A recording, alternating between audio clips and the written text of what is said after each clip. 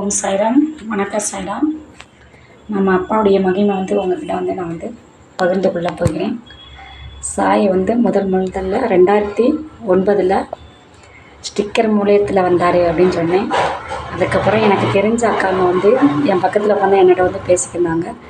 அந்த அக்காவுடைய அம்மா சீரடி போயிருந்தாங்க. சீரடி போகையில் அப்போ நான் அவங்கள்ட்ட சொன்னேன், அம்மா கோயிலுக்கு போயிருக்காங்க சீரடிக்கு, எனக்கு ஒரு சாய்ப்பா வாங்கிட்டு வர சொல்லுங்கள் அப்படின்னு சொன்னேன். அப்போ அந்த அக்கா சொன்னாங்க, அம்மா ரிட்டன் திரும்பிட்டாங்க, வாங்கிட்டு வர வாய்ப்பு இல்லை அப்படின்னு சொன்னாங்க. ஆனால் அங்கே ஏதாவது ஒரு பொருள் இருந்தால் கண்டிப்பாக அது உனக்குத்தே சொந்தம் அப்படின்னு சொல்லிட்டு என்கிட்ட சொன்னாங்க. நான் சொன்னேன், கண்டிப்பாக சாய்ப்பா வருவாங்க, சுரூபமாகவும் அது எனக்குத்தான் சொந்தம் அப்படின்ட்டு அவங்ககிட்ட அழுத்தமாகவே நான் சொன்னேன். ஏன்னா அதுக்கு முந்தின தினமே சாய்ப்பா ஒரு குட்டி சாய்ப்பா ஒரு சைனிங்கோட என்கிட்ட கனவுல வந்தாங்க. அப்போ அதை வச்சு நான் உறுதியாக சொன்னேன். அதே மாதிரியவும் அந்த அம்மா ஒரு குட்டி சாய்ப்பா வாங்கிட்டு வந்துட்டு மதுரைக்கு வந்தனேவும் மறுநாள் காலையில் அந்த அக்கா என் பக்கத்தில் உட்காந்துருந்தாங்க. அப்போ கரெக்டாக என் பக்கத்தில் இருக்கலே ஃபோன் வந்துச்சு. விஜய், உன் பையன் அனுப்பிவிடு, இந்த மாதிரி நான் சாய்பாப்பா வாங்கிட்டு வந்திருக்கேன், கொடுத்துட்றேன் அப்படின்னு சொல்லி ஃபோன் பண்ணாங்க. அப்படி ஒரு சந்தோஷம், எனக்கு மகிழ்ச்சி தாங்கவே முடியல. அப்பா கனவுல வந்ததும் இவங்க சொல்கிறதுக்கும் அப்பா அப்புறம் அந்த அக்கா நீ இவ்வளோ தூரத்துக்கு அப்பா நல்லபடியாக விரும்புகிற, இது உனக்குத்தான் சொந்தம் அப்படின்னு சொல்லிட்டு அப்படி குட்டியாக ஃபஸ்ட்டு நான் கோயிலுக்கு போன டைமில் அந்த மாதிரி தான் அப்பா என்கிட்ட வந்தாங்க. அப்பா கருணை அவ்வளோ பெரியது.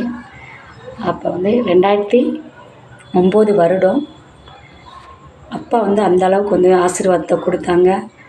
2018 வரையும் அப்பா நான் நார்மலாக தான் வணங்கி வந்துக்கிட்டு இருந்தோம். எல்லோரும் மாதிரியும் நான் கோயிலுக்கு தான் போனேன். கோயிலுக்கு போலேயும் அப்பாவுக்கும் எனக்கு ஒரு நல்ல ஈர்ப்பு இருந்துக்கிட்டே இருந்துச்சு. அப்புறம் நான் என்ன செஞ்சேன்னா, எப்பயுமே ஜிம்மா தொழுகை வெள்ளிக்கிழமை பண்ணுவாங்க. அப்புறம் நான் வியாழக்கிழமையை மாற்றி, எனக்கு வெள்ளிக்கிழமை அப்பா போய் தனியாக நம்ம கூட்டமே இல்லாமல் டைத்தில் அவருடைய ஆசீர்வாதம் நல்லபடியாக கிடைக்கும் அப்படின்னு சொல்லிட்டு நான் வெள்ளிக்கிழமை மதியம் ஆராத்திக்கு போக ஆரம்பித்தேன். அப்போ அதிகமான ஆட்கள் இருக்க மாட்டாங்க, அப்பாவை நல்லா ஃப்ரீயாக பார்க்க முடியும். அந்த ஆசீர்வாதம் மிக பெருசாக எனக்கு தோண ஆரம்பிச்சிச்சு. பௌர்ணமி அமாவாசைக்கும் அதே மாதிரி அப்பா போய் பார்க்க ஆரம்பித்தேன். அப்படி அவருடைய ஈர்ப்பு ஒவ்வொரு டைமும் என்னை ஒரு தட்டி எழுப்பி அப்பாவை பார்த்த சரணடைய எனக்கு வாய்ப்பு கொடுத்துச்சு. அப்பா அருளும் மிக பெரியது.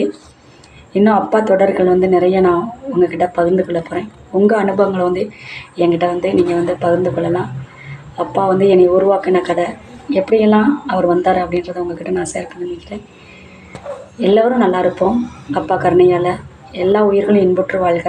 ஓம் சாய்ராம். ஸ்ரீ சாய்ராம். ஜெய் ஜெய் சாய்ராம். ஸ்ரீ சாயை பணி அனைவருக்கும் சாந்தி நிலவட்டும். ஓம் சாய்ராம். ஓம் சாய்ராம்.